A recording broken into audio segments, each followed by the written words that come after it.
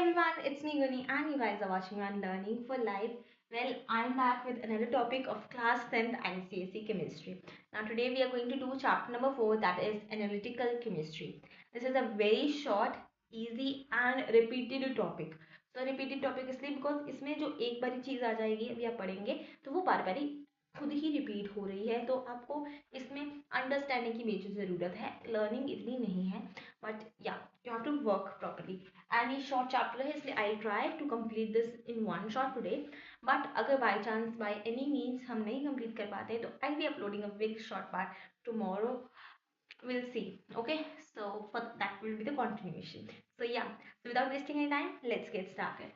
Now before starting I would say that if you want notes like of this chapter, well I'll suggest you कि आप साथ साथ में notes बनाओ because it will be helpful for you only. But if you want written notes, so I have prepared special notes for all of you, which are here right in front of me if you want me to show. So I have created these special notes for all of you and you can avail them for free on my WhatsApp channel. So it's all up to you. If you want to join, you can join and you can avail those notes only, right? So yeah, let's get started. Analytical chemistry. जब analytical chemistry की बात करते हैं हम लोग, तो analytical means यहाँ पे एक जो पहला वर्ड है दैट इज एनालिसिस, इसका मतलब समझना जरूरी है। एनालिसिस क्या है? Analysis is the determination of a given sample।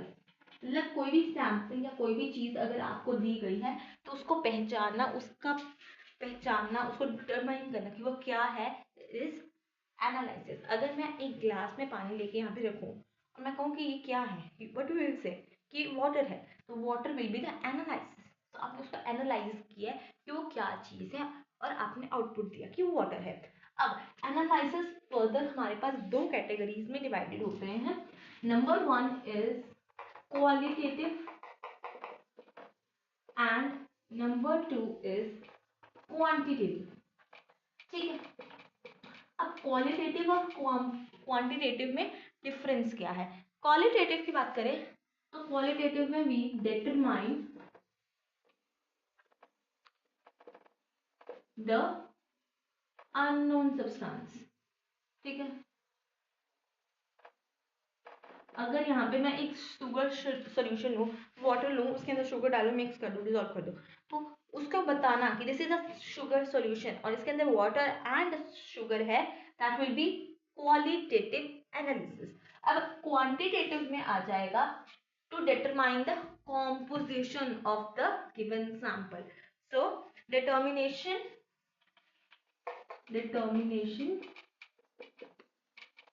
of composition of given mixture। मतलब आपको जो भी दिया हुआ है गिवन मिक्सचर, दैट इज हमारा जो भी प्रेजेंट, जिसमें शुगर सोल्यूशन दिया, उसमें अब मैंने कॉम्पोजिशन की, इसमें 80% वाटर है, 20% शुगर है, that will be on the quantitative analysis. Now अब क्वांटिटेटिव एनालिसिस हम इतना नहीं पढ़ने वाले आज के इस चैप्टर में, we will be focusing on qualitative analysis. अब क्वालिटेटिव एनालिसिस होता कैसे है? क्वालिटेटिव एनालिसिस होता है डन बाय रीएजेंट्स। ठीक है, रीएजेंट्स की हेल्प से क्वालिटेटिव एनालिसिस होता है। अब ये इसके साथ क्या कहते हैं? केमिकल प्रोसेस कहते हैं, done by chemical reactions with reagent. अब एक रीएजेंट क्या है? Reagent is a substance that reacts with other substances. ठीक है, अदर सब्सटेंसेस के साथ रिएक्ट करना मतलब, अब reagent a substance that reacts with another substance। अगर मैंने कोई एक चीज दी है, वो दूसरी सब्सटेंस से रिएक्ट करने वाली है, वो क्या हो जाएंगे? रीएजेंट होंगे। बेसिकली एक इक्वेशन में जब हम लिखने वक्त जो रिएक्टेंट साइड पे चीजें लिखते हैं वो क्या है? हमारी रीएजेंट्स हैं, और जो प्रोडक्ट है वो प्रोडक्ट ही है। ठीक है, अब रीएजेंट्स मेनली एल्कलाइज हम यहाँ पे पढ़ने वाले हैं आज के टॉपिक में। नाउ इट्स द आपको अगर समझ आ गया तो आपको आगे वाला चैप्टर जो है वो इजी हो जाएगा समझने में। तो हमने क्या किया अभी तक, हमने अभी तक किया analysis, that is determination of a given sample की चीज क्या दी हुई है।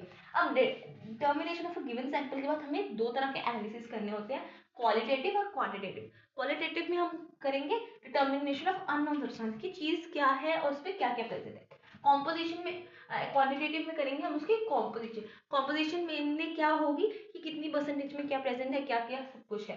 तो हमने पढ़ना है इस चैप्टर में क्वालिटेटिव। क्वालिटेटिव पढ़ना है तो कैसे पढ़ेंगे, done by reacting chemical reactions जब हम अगर करवाएंगे विद रीएजेंट्स। अब रीएजेंट क्या है, reagent is a substance that reacts with other substance. एक सब्सटेंस तो दूसरे सब्सटेंस पर रिएक्ट करेगा तो क्या होगा, वो रीएजेंट होगा। और बेसिकली क्या है, वो रिएक्टेंट्स हैं हमारे यहाँ पे, right.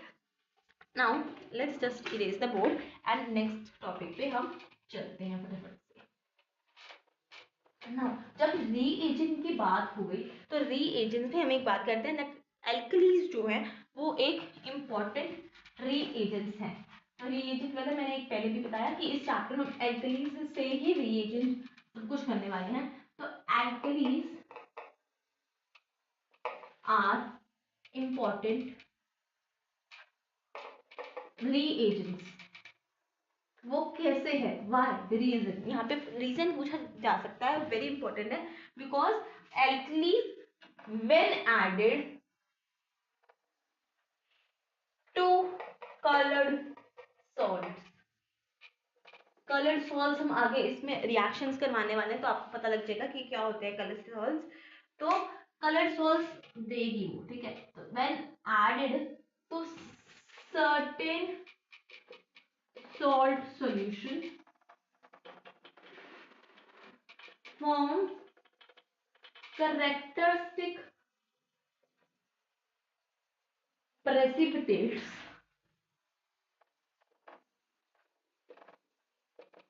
which are colored, hence determine, ठीक है। तो क्या हो रहा है, जब एल्कली को आप किसी भी सॉल्ट सॉल्यूशन के साथ रिएक्ट करवाओगे तो क्या होगा, वो क्या देगा आपको, कलर्ड प्रेसिपिटेट्स देगा, कैरेक्टरिस्टिक प्रेसिपिटेट्स देगा। अब वो प्रेसिपिटेट्स में एनालिसिस में हेल्प करने वाले हैं, और एनालिसिस में जो भी चीज हेल्प करती है उसे हम क्या कह रहे हैं, रीएजेंट कह रहे हैं। तो मेटल हाइड्रोक्साइड्स क्या प्रेसिपिटेट बनेगा यहाँ पे, और मेटल जो है उससे क्योंकि कलर्ड होगा तो हम उससे मेटल को आइडेंटिफाई कर पाएंगे। ओके, नाउ अब coloured salts and their solutions. तो ये एक बहुत ज्यादा इंपॉर्टेंट टॉपिक है आपके बुक में and very very important, coloured salts and it's solutions. तो अगर तो आपको पीरियोडिक टेबल अपना याद है तो आपको पता होगा कि we have here representative elements, representative elements. Representative elements कौन से होते हैं, जो कि ग्रुप 1 2 और 13 to 17 तक के होते हैं। These are called representative elements. अब ये जो जो भी एलिमेंट्स इस ग्रुप में आएंगे ना वो सारे होंगे कलरलेस, उनका कोई कलर नहीं होगा इन ग्रुप्स में जो भी आएंगे। अब रिप्रेजेंटेटिव एलिमेंट्स के अलावा एक होते हैं ट्रांजिशनल एलिमेंट्स, ठीक है। ये कौन से होते हैं, ये होते हैं हमारे 3 to 12 ग्रुप वाले, है ना, जो बीच में दिए होते हैं।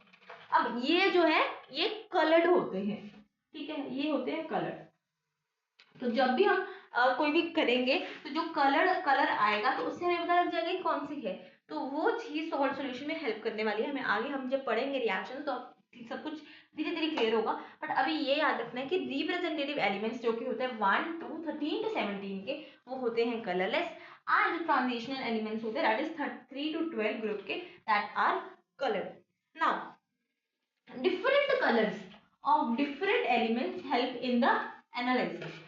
तो क्वालिटेटिव एनालिसिस स्पेशली, तो अगर देखो हर एलिमेंट का अपना कलर है तो जब भी हम देखेंगे तो कोई प्रेसिपिटेट बना, अब हम उसका कलर पहचान के बता सकते हैं कि ये इस चीज का प्रेसिपिटेट बना, हेंस हम एनालिसिस में इसको काम करेंगे। ठीक है, अब इम्पोर्टेंट कलर्स पहले तो देख लेते हैं कि कौन से इम्पोर्टेंट कलर्स हैं जो आपको याद होने चाहिए।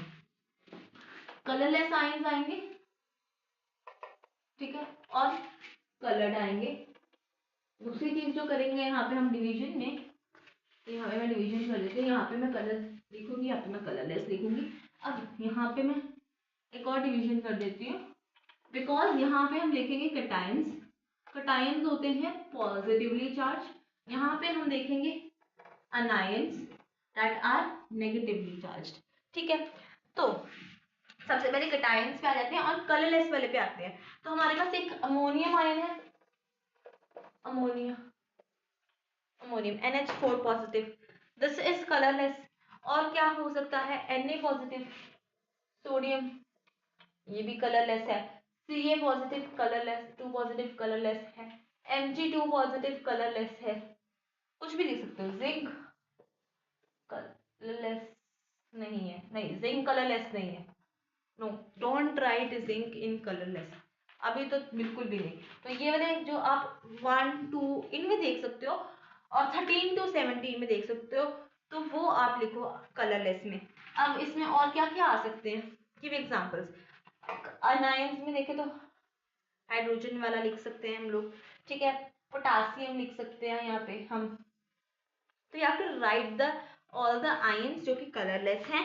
तो एक बार नाम ले लेते हैं, ammonium, calcium, potassium, sodium, Na हमने लिया था। ठीक है, now then we have magnesium, aluminium, lead, zinc, chlorine, sulph, ठीक है, जिंक तक, जिंक भी आएगा यहाँ पे, Zn2 पॉजिटिव। ठीक है, अब एनायंस में देखें तो क्लोरीन, SO4 नेगेटिव, ये सारे जो है हमारे कलरलेस हैं। और सल्फाइड आयन, ठीक है, HSO4, ये भी नेगेटिव, ये भी कलरलेस है। अब आ जाओ कलर्ड वालों पे।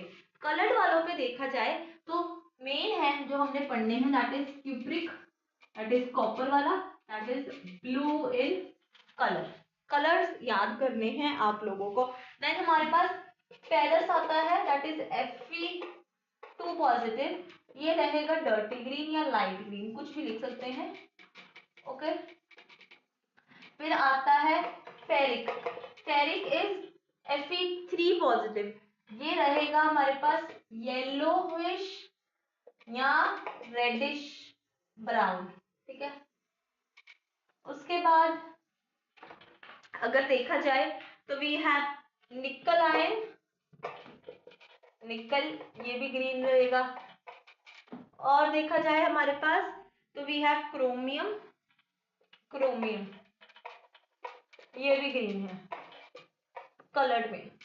ओके, फिर उसके बाद आ जाते हैं एक लास्ट हमारे पास जो पॉजिटिव वाला रह गया है, that is manganese, yes manganese, ये होगा पिंक कलर का। ठीक है, मैंगनीज आयन। अब उसके बाद आ जाते हैं, क्या कहते हैं यहाँ पे अनायंस में, पर मैंगनेट, डाइक्रोमेट और क्रोमेट, ये तीन आपको याद करने हैं। और dichromate, chromate, permanganate will be pink या purple, I hope the board is visible. ठीक है, dichromate will be orange and chromate will be yellow. तो ये कलर्स का और कलरलेस और कलर्स का एक चार्ट है जो कि आपको याद करना है। अब यहाँ तक तो आ रहा है थ्योरेटिकल पार्ट, यहाँ पे इसके बाद एक डेफिनेशन भी है, यस प्रेसिपिटेशन की डेफिनेशन है, वो भी कर लेते हैं फटाफट से। उसके बाद we are going to do with start with reactions. ठीक है, आई होप यहाँ तक आपको समझ आ गया है। जिसको भी कोई भी क्वेरी है, please ask your queries in the comment section, I be sure to answer that. ठीक है, अब बात करते हैं जो जहाँ से हमारा मेन बहुत ज्यादा इंपॉर्टेंट वाला टॉपिक स्टार्ट हो रहा है, है, दैट इज प्रेसिपिटेशन। तो प्रेसिपिटेट क्या है? सबसे पहले इट इज इनसॉल्युबल सॉलिड, ठीक है, जो चीज सॉल्युबल नहीं है। और प्रेसिपिटेशन क्या है? It is the formation of that insoluble solid by reacting two solutions, ठीक है। So process of formation of an insoluble solid by the reaction of two given solutions is known as precipitation. Now these precipitates are formed are generally insoluble in water, ठीक है। अब यहाँ से precipitation से हमारी जो नेक्स्ट टॉपिक है that is action of alkalis on the salt solutions, वो स्टार्ट होती है। तो एक्शन ऑफ एल्कलीज में सबसे पहला है NaOH, सोडियम हाइड्रोक्साइड। ये एल्कली बहुत बहुत बहुत इंपॉर्टेंट है और इसका मैं आपको बता देती हूँ। Now this is first added drop wise to the salt solution, धीरे धीरे ड्रॉप बाय ड्रॉप हम सॉल्ट सॉल्यूशन में डालेंगे, उसके बाद हम उसमें एक्सेस में डाल के देखेंगे कि वो सोल्यूबल है कि नहीं। अब ये कैसे होगा? ड्रॉप वाइज ड्रॉप क्यों डालना है, ज्यादा क्यों नहीं डालना? बिकॉज जो चीजें सोल्यूबल निकलेंगी वो एकदम से ही सोल्यूबल वाली साइड पे चली जाएगी, एकदम से डिजोल्व हो जाएगा, तो हमें वो जो प्रेसिपिटेशन वाला स्टेज है वो नहीं दिखेगा। बट हाँ, जो बिल्कुल इनसॉल्युबल है उसमें दिखेगा, but still we have to use it drop by drop. Now क्या होगा? We will use salt solution, right, plus हम डालेंगे हमारी एल्कली यहाँ पे, तो हमारे पास बनेगा, क्या बनेगा हमारे पास? हमारे पास बनेगा एक मेटल हाइड्रोक्साइड, मेटल हाइड्रोक्साइड। अभी मैं एग्जांपल से पूरा क्लियर करूंगी, ठीक है। प्लस प्लस यहाँ पे हमारे पास एक सॉल्ट फॉर्म होगा, ठीक है। और साथ में हम साइड पे वो भी कलर्स वगैरह भी देख लेंगे, कितना सॉल्युबल है कितना नहीं सॉल्युबल, वो भी चेक करेंगे। सबसे पहला एग्जांपल ले लेते हैं कैल्शियम का। तो Ca, आप कौन सा लेना चाहोगे? कोई भी ले सकते हो, तो उसमें CaNO3 ट्वाइस ले लेते हैं हम लोग। एल्कली NaOH, ठीक है। मेटल हाइड्रोक्साइड, कौन सा मेटल है? Ca है, तो CaOH ट्वाइस प्लस, यहाँ पे मैं 2 लगा देती हूँ, और सॉल्ट सॉल्यूशन, तो NaNO3, तो इसको मैंने बैलेंस कर दिया बाय 2, ठीक है। This is the reaction. तो ये बेसिकली डबल डिस्प्लेसमेंट रिएक्शन है, ये वाला पार्ट यहाँ से आ रहा है, ये वाला पार्ट यहाँ से आ रहा है, तो इट विल बी इजियर। तो आपको रट्टे नहीं लगाने, इसको इसके साथ कर दो, इसको इसके साथ कर दो और बाद में बैलेंस कर दो। अब यहाँ पे जो कैल्शियम हाइड्रोक्साइड बना है that is white in colour और that is sparingly soluble, sparingly soluble किसमें? excess of NaOH, जो हम यूज कर रहे हैं वहां पे NaOH, उसमें sparingly soluble है, ठीक है।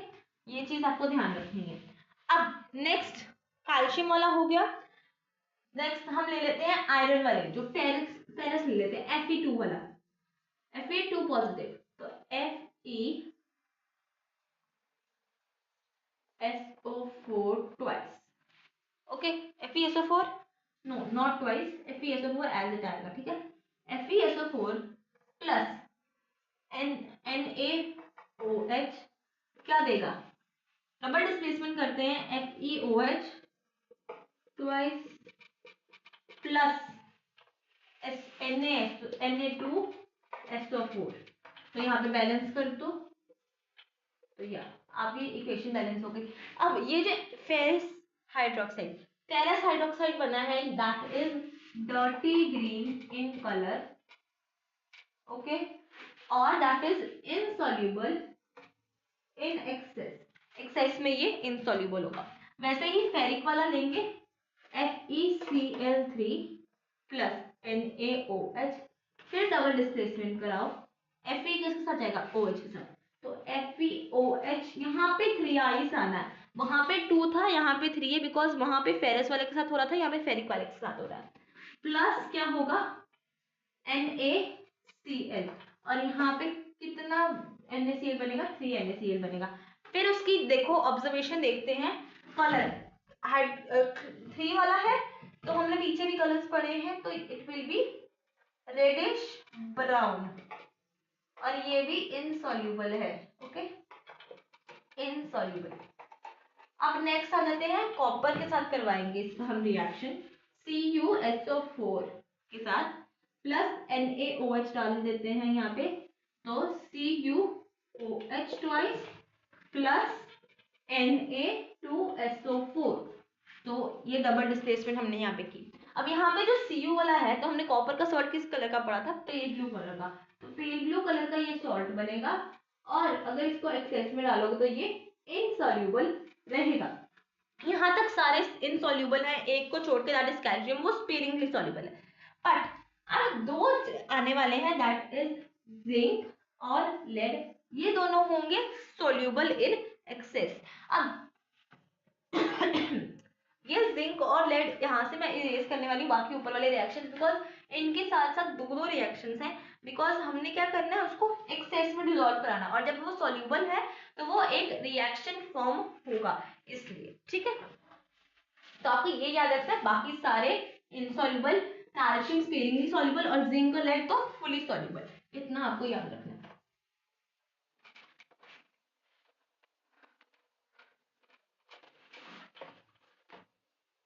अब मेजर दो रिएक्शंस, जो मेन रिएक्शंस है वो लिखते हैं पहले। जिंक के साथ कोई भी आप ले सकते हो अपना सॉल्ट, जो भी आप चाहो, तो I will take zinc sulphate ले लेते हैं, ZnSO4 प्लस NaOH, तो क्या देगा आपको, ZnOH2 प्लस आपको मिलेगा Na2SO4। ओके, ये जिंक का। लेड का भी ले लो, लेड का भी हम साथ में कर लेते हैं, PbNO3 twice plus NaOH gives PbOH twice plus NaNO3 2, यहाँ पे 2। तो ये आपको मैंने मेन दो रिएक्शंस लिख के दे दी, जो हमने पहले भी कर दी है। अब यहाँ पे पहले पढ़ लेते हैं, यहाँ पे वाइट जेलेटिनस दिखेगा आपको प्रेसिपिटेट, यहाँ पे चॉकी व्हाइट कलर का प्रेसिपिटेट दिखेगा, चॉकी व्हाइट। ठीक है, अब साथ ही साथ दोनों क्या है, सॉल्यूबल हैं। और अब बात करते हैं कि जो यहाँ पे जिंक हाइड्रोक्साइड बना है, इसको आप इसको आप कैसे डिसॉल्व करवाने वाले हो। जिंक हाइड्रोक्साइड जो यहाँ पे बना था, हम यहाँ पे ले लेंगे, प्लस यहाँ पे फिर से NaOH डालेंगे, तो आपको यहाँ पे मिलेगा sodium zincate, that is Na2ZnO2 plus H2O। ठीक है, साथ में वाटर रिलीज होगा, तो इसको बैलेंस आउट कर लो, तो you will get something like this. Yes, ठीक है, बैलेंस आउट करने के बाद आपको ये वाली रिएक्शन मिलेगी, this is sodium zincate form. वैसे ही जब इसमें भी लेड को हमें एक्सेस में, लेड हाइड्रोक्साइड का जो प्रेसिपिटेट डालेंगे, एक्सेस में NaOH डालेंगे, तो लेड जिंकेट नहीं बनता है, it is basically lead sodium plumbite, sodium Na2PbO2, sodium plumbite plus हमारा H2O। ठीक है, सोडियम प्लम्बाइड सोडियम जिंकेट, क्योंकि सोडियम कॉमन है, Pb और Zn का ही फर्क है, तो सोडियम जिंकेट सोडियम प्लम्बाइड। अब बात करेंगे, ये हमने किया NaOH के साथ। अगर हम लोग ये रिएक्शंस के OH के साथ करते हैं, तो हमें सिमिलर ही आंसर मिलेंगे, सिमिलर ही सारी जो जो चीजें हमने यहाँ पे की है, वो चीजें ही हमें वहां पे भी मिलेंगी। इसमें सोडियम हाइड्रोक्साइड का एक लास्ट बात करेंगे रिएक्शन की, दैट इज अगर हम कोई अमोनियम सॉल्ट को रिएक्ट करवाते हैं, अमोनिया के सॉल्ट को रिएक्ट कराएंगे, तो 3 चीजें निकलेंगी, एक सॉल्ट निकलेगा, एक वाटर निकलेगा, और साथ में अमोनिया गैस निकलेगी। यहाँ पे कोई भी प्रेसिपिटेट फॉर्म नहीं होगा। एग्जाम्पल ले लेते हैं NH4Cl का। इसमें क्या प्लस करवाया हमने, NaOH।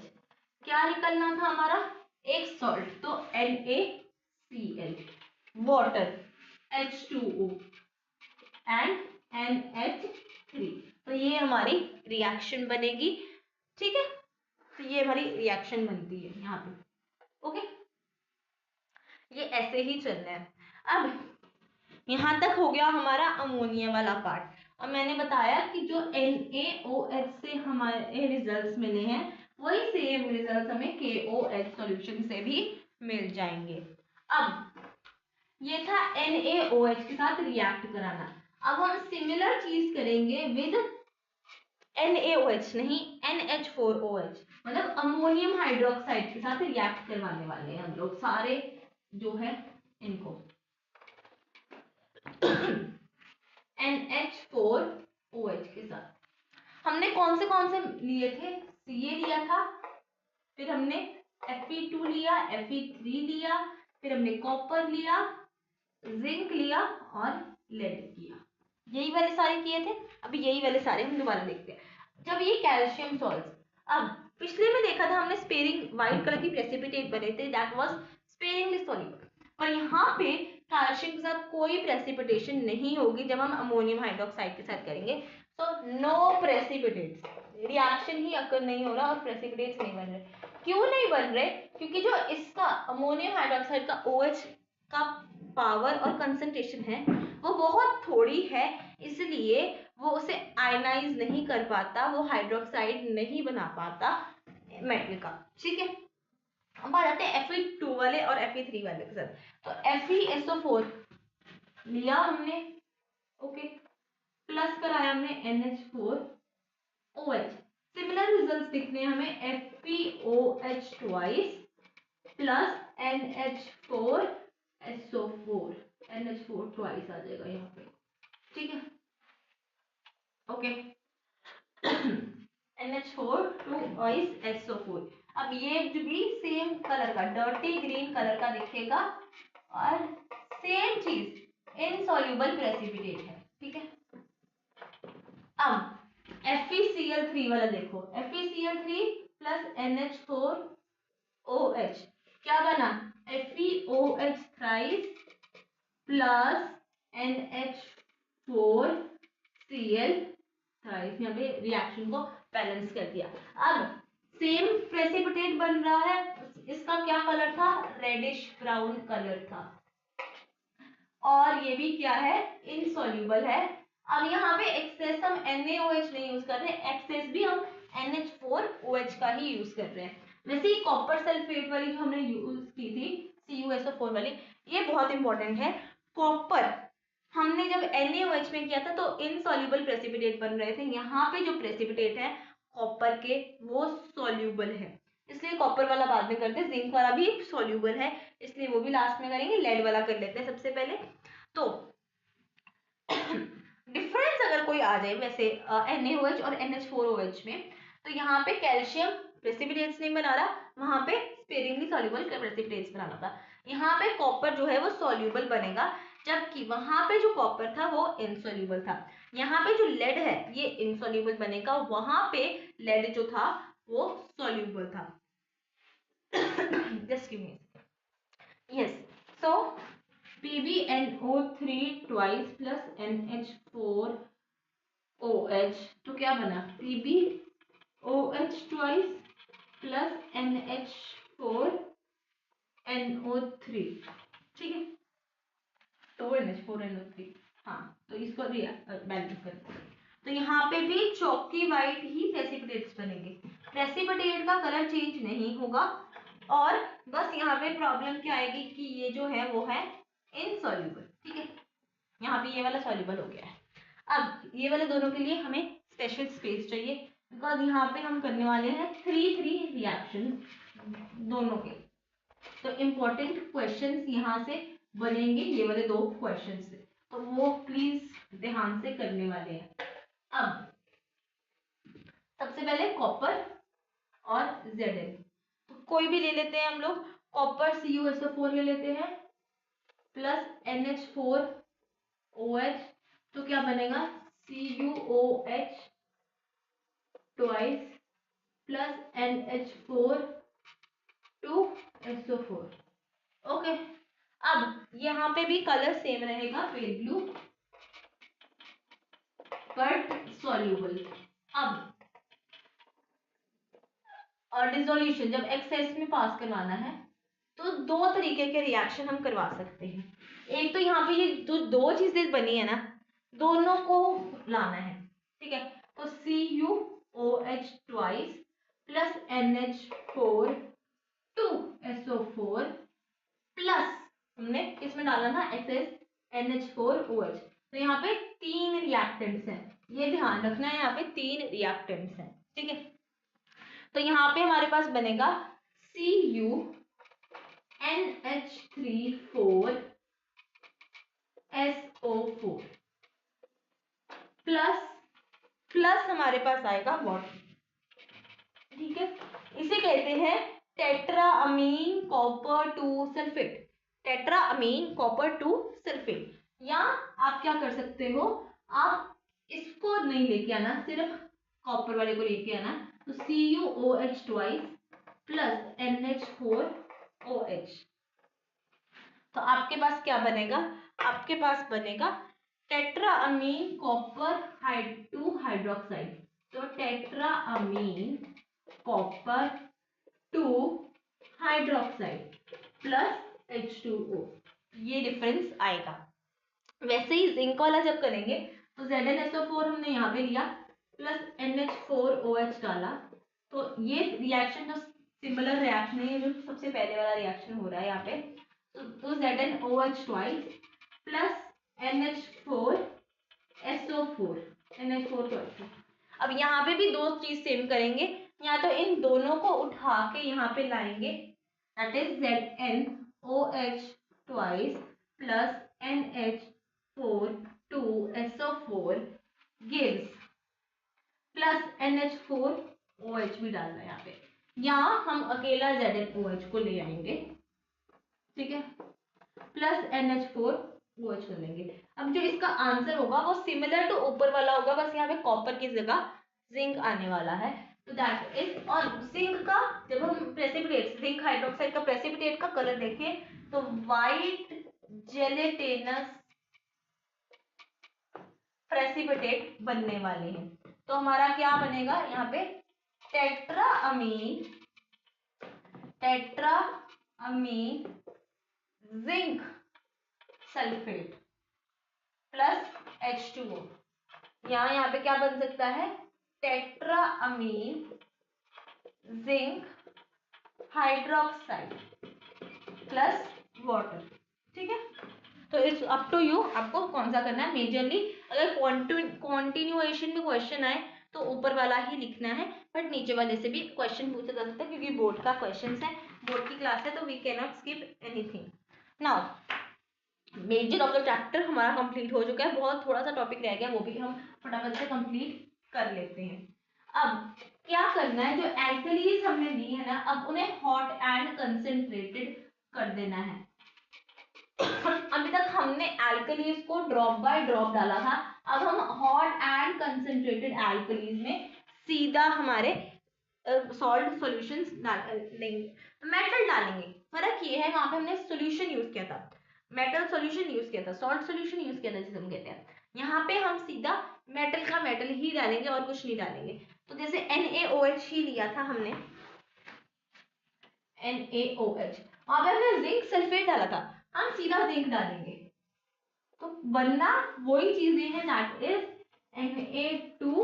Na2ZnO2 sodium zincate. ये पीछे भी रिएक्शन में पड़ा था, तो सोडियम जिंकेट बन रहा है, प्लस यहाँ पे हाइड्रोजन गैस जो है वो लिबरेट हुई। ये हर किसी में एक वो हमारा यहाँ पे एक सॉल्ट बनेगा प्लस हाइड्रोजन गैस लिबरेट होगी। हम Zn को यहाँ पे KOH सॉल्यूशन के साथ भी कर सकते थे, तो हम यहाँ पे ये क्या बन जाना था, पोटेशियम जिंकेट बन जाना था, प्लस हाइड्रोजन गैस हमारी इवॉल्व हो जानी थी। वैसे ही अगर हम बात करें अब आ गया एल्यूमिनियम। यहाँ पे 3 चीजों के साथ ही हमें रिएक्ट करवाना है, जिंक, एल्यूमिनियम, लेड। 3 सिर्फ, जिंक, एल्यूमिनियम, लेड। अब एल्यूमिनियम, जब भी एल्यूमिनियम के साथ किसी चीज को रिएक्ट करवाना है तो उसमें वाटर डालना है, बिकॉज हमें फॉर्म करना है मेटा एल्यूमिनेट। इसलिए तो NaOH के साथ जब हम एल्यूमिनियम डालेंगे, ठीक है, यहाँ पे हम प्लस करेंगे वाटर को, ठीक है, यहाँ पे वाटर ऐड करना जरूरी है। तो यहाँ पे आपको मिलेगा 2NaLaLO2 प्लस H2 गैस तो हमारी निकलनी है। इसका नाम है sodium meta aluminate, sodium meta aluminate, ठीक है। जैसे Al को पोटेशियम हाइड्रोक्साइड के सोल्यूशन में डालें, प्लस वाटर ऐड करना पड़ेगा हमें यहाँ पे, तो क्या बनेगा हमारे पास, हाइड्रोजन गैस, और सोडियम मेटा एल्यूमिनेट था, पोटेशियम मेटा एल्यूमिनेट बन गया, ठीक है। और अगर बिना वाटर के ये रिएक्शन आप बनाते हो तो Al प्लस NaOH, तो आपका ये रिएक्शन बनने वाला है कुछ NaAlO3 ऐसा कुछ, ठीक है। बट यहाँ पे ये सोडियम एल्यूमिनेट है, ये मेटा एल्यूमिनेट नहीं है। दिस इज सोडियम एल्यूमिनेट, ठीक है, सोडियम एल्यूमिनेट। अब बात करी जाए, यहाँ पे भी 3 है, तो Na3AlO3 सोडियम एल्यूमिनेट। अब लास्ट जो आ गया है दैट इज लेड वाला। लेड को हम NaOH के साथ डालेंगे, लेड को हम KOH के साथ डालेंगे, तो हमारे पास क्या बनेगा, Na2PbO2, हाँ, ठीक है, plus hydrogen, K2PbO2 plus hydrogen. ये क्या है, ये दोनों हम ऊपर भी पढ़ चुके हैं पहले क्लास में, that was sodium plumbite, potassium plumbite, ठीक है। तो sodium zincate, potassium zincate, sodium meta aluminate, potassium meta aluminate, sodium aluminate, sodium plumbite, potassium plumbite, ठीक है। अब एक इंपॉर्टेंट बात, यहाँ पे एल्कलीज के नीचे एक वर्ड सबके नीचे लिखना जरूरी है, that is hot and concentrated, ठीक है, हॉट एंड कंसंट्रेटेड लिखना जरूरी है। उसके बाद बात करें, major portion of the chapter is complete. एक टॉपिक, सिंगल एक टॉपिक रह गया, वो भी हम आज की वीडियो में ही कवर कर लेंगे, and then your chapter will be finished, okay. Now जो है वो है एम्फोटेरिक का काम आ गया है। तो एम्फोटेरिक ऑक्साइड्स, 2 चीजें हैं, एम्फोटेरिक ऑक्साइड्स और हाइड्रोक्साइड्स, दोनों। वैसे एम्फोटेरिक हाइड्रोक्साइड्स और ऑक्साइड्स क्या होते हैं? एम्फोटेरिक ऑक्साइड्स और hydroxides are the substances that react both with alkalis and acid to give salt plus water, दोनों एल्कली भी और एसिड भी दोनों के साथ रिएक्ट कर सकते हैं, और क्या देंगे हमें, सॉल्ट और वाटर। अब बात करी जाए तो इसमें भी हमने 3 ही पढ़ने हैं, Zn, Al, Pb, और ये ही 3 वो हमारे पास एलिमेंट्स हैं, those are amphoteric in nature. तो यहाँ पे हम दोनों के साथ पढ़ेंगे, ZnO भी पढ़ेंगे, ZnOH भी पढ़ेंगे, ठीक है, AlO भी पढ़ेंगे, AlOH भी पढ़ेंगे, ठीक है। तो ये सारी चीजें हमने पढ़नी है, twice here it will be thrice, और PbO भी पढ़ेंगे, PbOH ट्वाइस भी पढ़ेंगे, ठीक है। तो these are important। now 2 तरीके हैं इन सबको करने के, पहले एक एक करके दोनों तरीके पढ़ते हैं। एल्यूमिनियम वाला मैं यहाँ से ला देती हूँ। जिंक के 2 तरीके हैं, तो मैं 2 बार ही दोनों को लिख रही हूँ यहाँ पे। एक हम करेंगे सोडियम हाइड्रोक्साइड के साथ, एक हम करेंगे पोटेशियम हाइड्रोक्साइड के साथ, ठीक है। NaOH, यहाँ पे NaOH दोनों के साथ में प्लस कर रही हूँ, यहाँ पे मैं पोटेशियम हाइड्रोक्साइड प्लस कर रही इसका अब आंसर क्या निकलने वाला है, सॉल्ट और वाटर। Zn था, NaOH था, ठीक है, O था और तो यहाँ पे हमारा सॉल्ट क्या बनेगा, Na2ZnO2। ये फिर से रिपीट हो गया, सोडियम जिंकेट प्लस वाटर बन रहा है। वैसे यहाँ पे क्या बना है हमारा, यहाँ पे भी हमारा यही सॉल्ट बनेगा same, sodium zincate plus water. यहाँ पे क्या बनेगा, पोटाशियम जिंकेट दोनों पे प्लस वाटर। आई होप ये क्लियर है। अब एल्यूमिनियम वाला देखते हैं। एल्यूमिनियम वाला भी कुछ ऐसे ही रिएक्शन हमने पास आउट कैरी ऑन कराने हैं। तो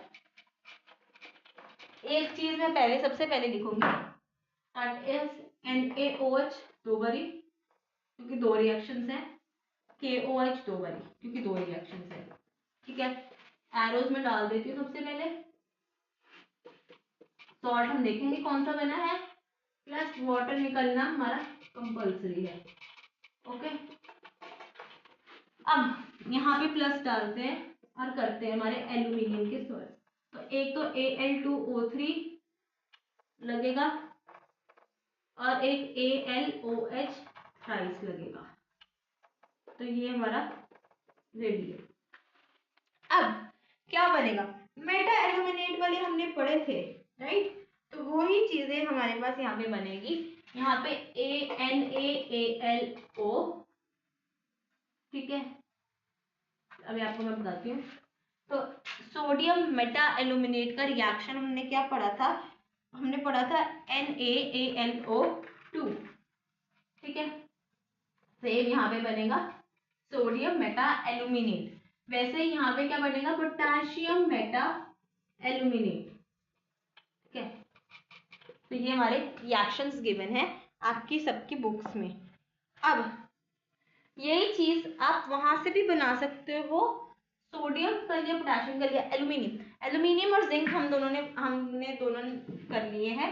अब लास्ट जो एक रह गया है दैट इज लेड, वो भी करते हैं। उसके बाद we are complete with our chapter for today, okay.